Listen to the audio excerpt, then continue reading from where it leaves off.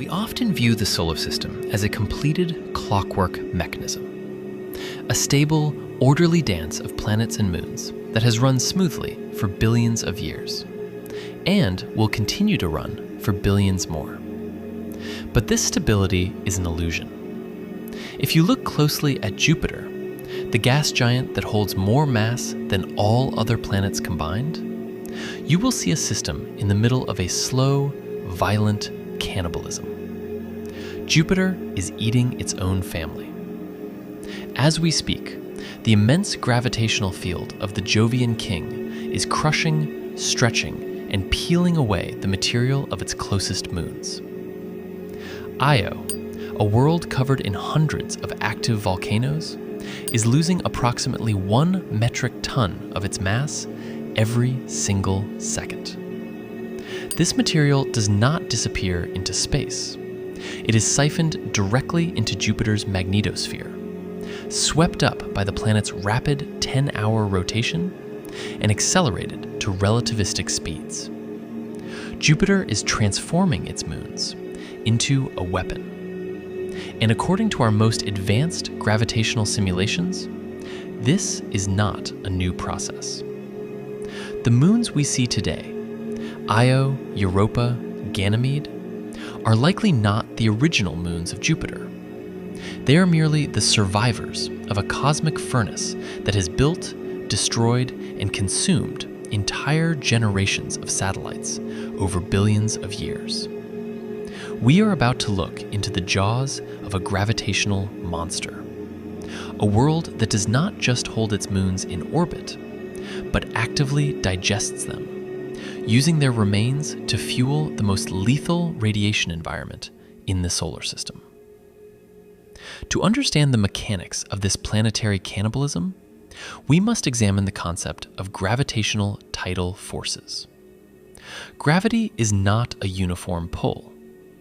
It follows the inverse square law. The closer you are to an object, the stronger its gravitational attraction. For a large body like a moon, orbiting close to an even larger body like Jupiter, this difference in distance creates a physical tension. The near side of the moon is pulled toward the planet with significantly more force than the far side. This differential force stretches the moon, distorting its shape from a perfect sphere into a prolate spheroid, an egg-shaped ball. If the moon's orbit were a perfect circle, this distortion would remain constant. The moon would simply remain stretched. But orbits in the real universe are rarely perfect circles. They are ellipses. As the moon moves closer and further from the planet, the gravitational pull changes. The moon is constantly stretched and squeezed, like a ball of clay being worked in a giant's hands. This process is called tidal flexing, and it generates an immense amount of internal friction. Friction generates heat.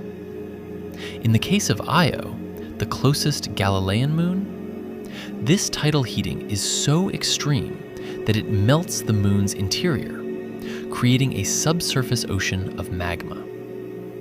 Io is literally turning itself inside out, releasing this internal heat through hundreds of volcanoes that spew plumes of sulfur and sulfur dioxide 50 kilometers into space. This is a 4:2:1 Laplace resonance. Every time Ganymede orbits Jupiter once, Europa orbits twice, and Io orbits 4 times. This regular alignment means the moons gravitationally tug on each other at the exact same points in their orbits, preventing their orbits from circularizing.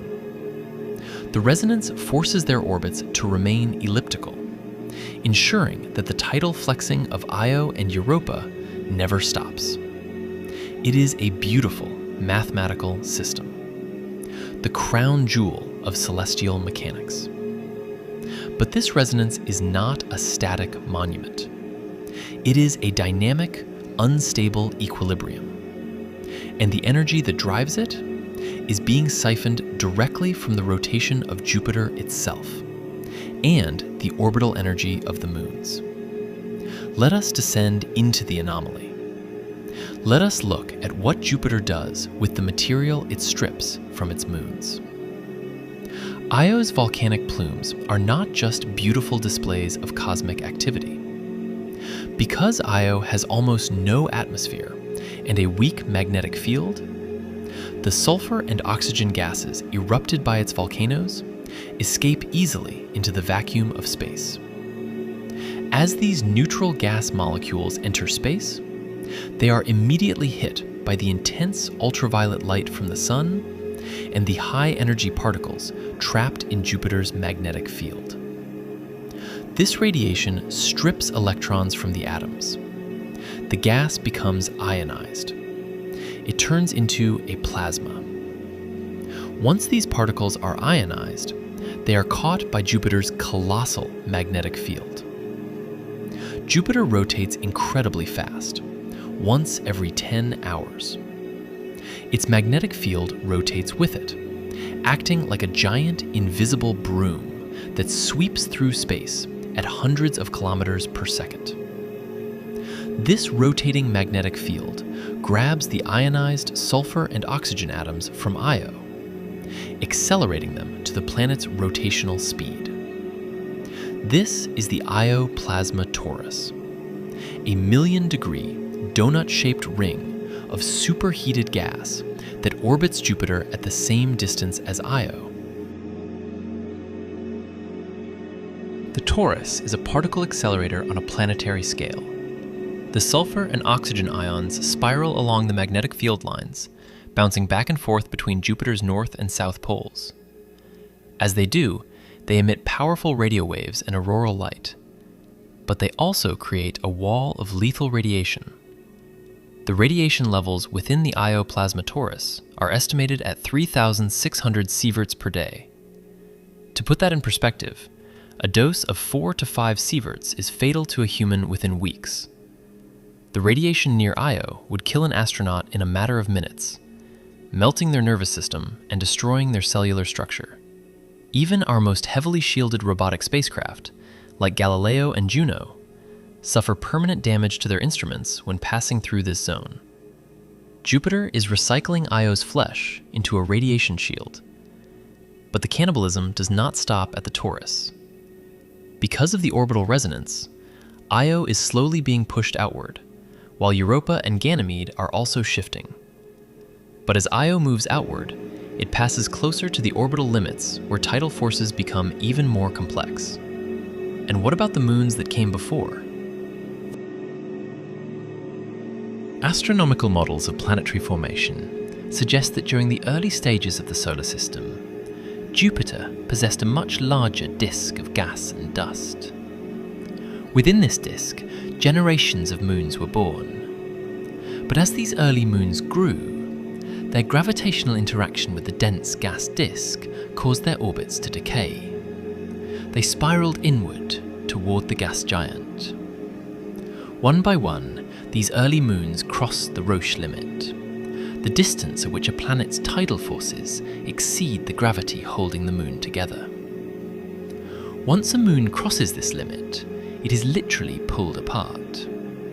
The rock and ice are shattered into 1 trillion pieces, forming a temporary ring system, before the debris spirally descends into the dense, high-pressure clouds of the Jovian atmosphere. Jupiter has digested entire generations of worlds. The Galilean moons we see today are simply the last survivors, the final generation of a system that is still actively consuming itself. The cannibalistic nature of the Jovian system leaves us with a chilling realization. Europa is widely considered the most promising candidate for finding extraterrestrial life in our solar system. Beneath its 15-kilometer thick shell of water ice lies a global ocean that could be up to 100 kilometers deep. Heated by the same tidal forces that melt Io's interior. We are planning missions to Europa, like NASA's Europa Clipper, to search for biosignatures in the ice and the plumes that erupt from its surface. But Europa is orbiting inside the death zone created by its siblings' destruction. The high-energy particles from the Io Plasma Torus constantly bombard Europa's surface. This radiation is so intense that it alters the chemistry of the ice, breaking water molecules apart into hydrogen and oxygen, and creating highly reactive oxidants. If these oxidants are carried down into Europa's subsurface ocean through cracks in the ice, they could provide the chemical energy needed for life. But if the radiation is too intense, it will sterilize the surface ice entirely, destroying any organic molecules or biosignatures before our instruments can ever detect them. Jupiter is a system that creates the conditions for life through the violent tidal heating of its moons, while simultaneously creating an environment that destroys our ability to find it. It is a cosmic paradox, and the moons themselves are on a timer. The orbital resonance that keeps them stable is temporary. Eventually, over billions of years, the energy transfer will run out. Io will either be pushed so far out that the resonance breaks, or its orbit will decay, pulling it back toward the monster that gave it birth. Io will cross the Roche Limit. Its volcanoes will be silenced as the moon is torn into a golden ring of sulfur ice before falling into the Great Red Spot. We live in a solar system that is still settling, a place of ongoing, silent violence, where giant planets slowly devour their creations. And as we watch Io burn and Europa freeze, we are witnessing a slow-motion tragedy. A family of worlds trapped in a gravitational embrace that will eventually end in their destruction.